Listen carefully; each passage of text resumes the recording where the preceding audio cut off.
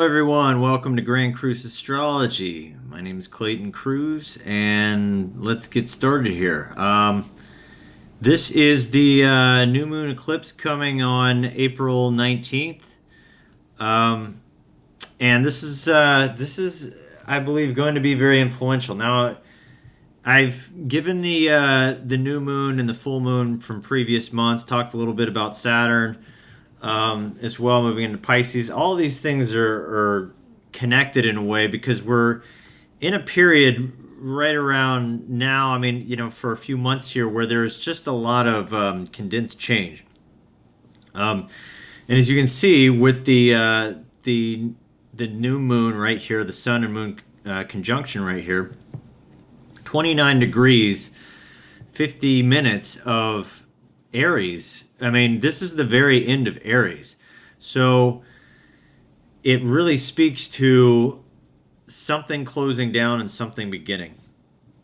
Okay, now the previous new moon was at 0 degrees of Aries. So that was that was something being birthed, something being begun. And this is a new moon, yes, but it's a new moon of something ending, of something finishing up, of something coming to a culmination of some kind, which normally you liken that to a full moon, but this is a new moon. This is a new beginning of something having reached its end. Okay, that's one way to look at it. Now, this eclipse, this is what we call a north node eclipse. Okay, North node eclipses and south node eclipses. I'm not going to get into north node, south node, and what those calculations mean and everything. Just understand with the north node eclipse, we're typically talking about energy coming in, a power surge, an influx of energy. Okay. And so, especially with this eclipse being conjunct Jupiter right here, which is about 7 degrees off or 6 degrees off in the sign of Aries at 23 degrees, and then you have the sun and moon at 29 degrees, 6, 7 degrees off right there. So it's a conjunction. It's right there. Jupiter is adding expansion, magnifying glass. It's this this eclipse is being. I mean, Jupiter makes things bigger. It makes things expand. It makes things grow. It just it adds a lot of you know it just expands things, adds a lot of growth, adds a lot of enthusiasm, a lot of expansion, a lot of it makes things bigger, yes, but it also adds a lot of drama, it adds a lot of fluff, it adds a lot of Jupiter, let's not forget, is a gas giant, right? So I mean, a lot of this can be perceived at the time as larger than life or just big, mountains being made out of molehills, and things can be blown out of proportion for sure with Jupiter being right there with this eclipse and this power surge. But with the eclipses, eclipses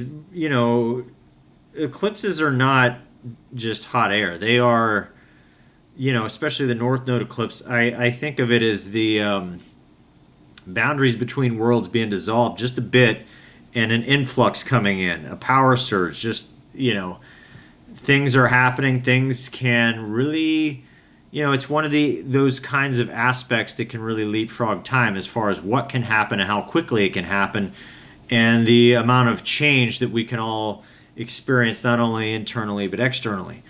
And so, with this eclipse here, 29 degrees Aries, cardinal fire, this looks like some kind of, this is a very active energy that we're being involved in here with this eclipse. Now, it's making a square to Saturn, but it's not square by sign, so I'm not too terribly concerned with that square there. But it is making a very close. It is making a very close square to Pluto, and by sign they're not square because Aries and Aquarius as signs are they're beneficial to one another. They get along, right? But With this degree here, 29 degrees of the sun and moon and 0 degrees of Aquarius, by degree, they are in square aspect. And so, like I was saying with the March 21st new moon video, where they were square by sign, but sextile by aspect, you could bring out the best of the qualities in those two signs with that aspect. In this one, you're bringing out more of the challenging aspects between these two. And I do think with this here, we can get into things like, gosh, there can be with Aries, you're talking impulsiveness, acting before thinking, just a lot of it can be very rash, right? Just very sudden. A lot of a lot of just sudden endings of things that may be a little bit premature. Just closing the book and just very act before thinking, and there can be a lot of this. Now with Pluto in Aquarius, we're talking about this can have to do with society, with humanitarian ideas and ideals. This can have to do with group. This can have to do with culture. This could have to do with something that affects more than just self, but larger group dynamics here.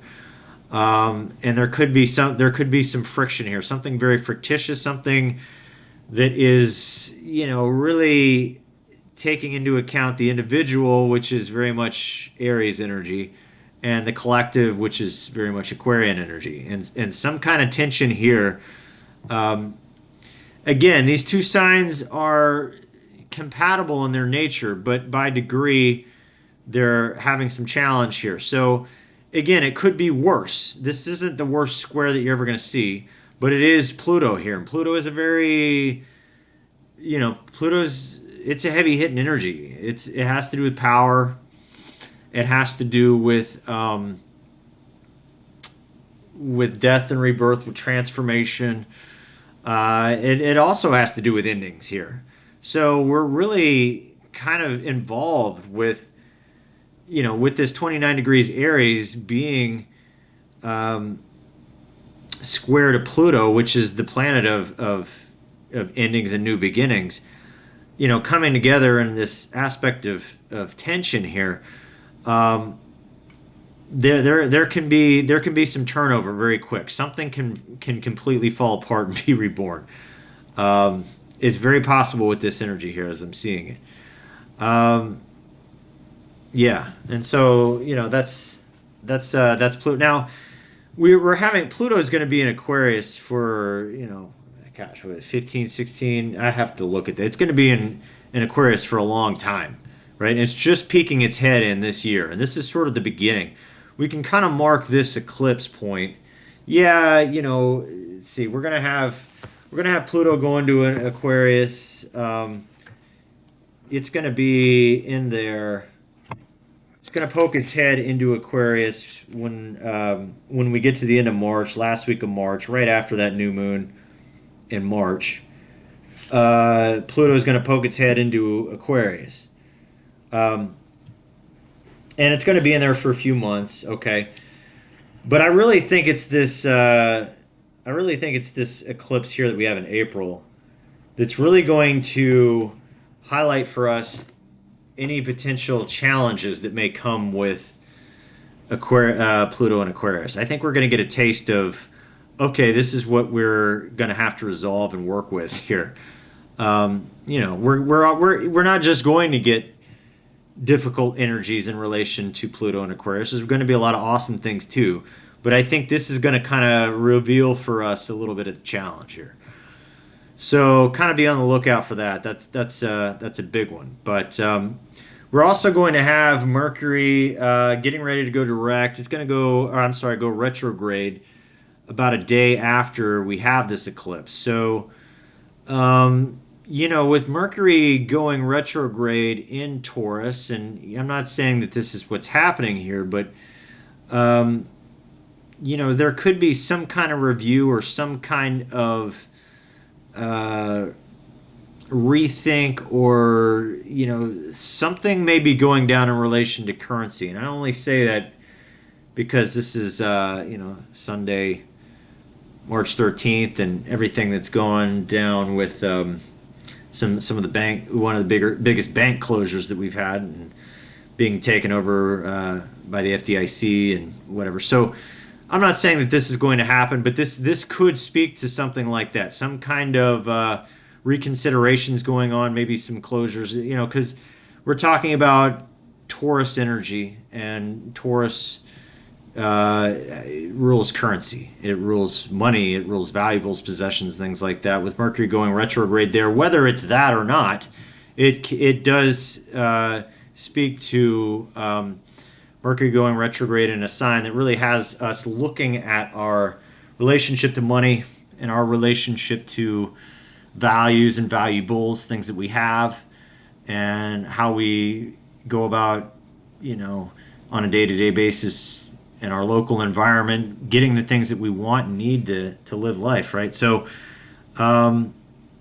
it is going to go backward. It'll go back to about 5 degrees from 15 degrees over a few week period. And when it stations direct, that'll be prominent as well. But it's not hitting Uranus right away. So it's going to go right up to 15 degrees, get about within 2 degrees of Uranus, and it's going to turn backward. So once we get later into the year, after Mercury goes direct again, after the 3 week period of retrograde, and it goes direct again, and it hits Uranus, at that time, I think that we are going to see some significant changes. I really believe that. I think things are going to be very different in the financial landscape, in the economic landscape. I think there are going to be some changes that go down here. I think the retrograde is going to really, not just the retrograde itself, but as I've talked about retrogrades before, 3 weeks before the retrograde is what we call the shadow period. And in a lot of ways, the shadow period has a lot to do with a lot of the disorder and dysfunction of a Mercury retrograde. So, we could be potentially looking at by the end of March, seeing some of the fabric come undone here, and get a real glimpse of what this could be about. Hopefully not. Hopefully it's just a good old-fashioned garden variety reconsideration. But being that the eclipse is around this time as well, there's a lot of energy coming in for endings and new beginnings. Okay, Pluto is involved, and it's just making its way into Aquarius. This may just be the beginning of the end, and the beginning of new beginnings. Okay, we may be getting glimpses of that. I think there's going to be a lot of information, a lot of things happening. A lot of it, I think, is going to be hype and spin, and it's going to be overblown, and some of it is going to have a strong kernel of truth to it as well. So it's a big time coming up. I said when I did the video on Jupiter, I think I entitled it "Jupiter Hits the Gas," and that was pretty much for January, February, and March. But I think once we get into April, things are going to get very interesting. I think, even now at March 13th, we may just start to see the beginnings of where things are going to start looking like they could head here in the weeks and months to come. But anyway, so that's what I got for this video, for this eclipse that's coming up. It's going to be big, and it's going to be very much connected to the next video I'm going to do, which is about the lunar eclipse. And that's going to add, another even more depth to what I'm talking about here, because that's a south node eclipse, and it very much harkens back to what we were dealing with in the fall. So, yeah, tune into that video for more information. But, yeah, I hope this was helpful, and, yeah, see you in the next video. Bye.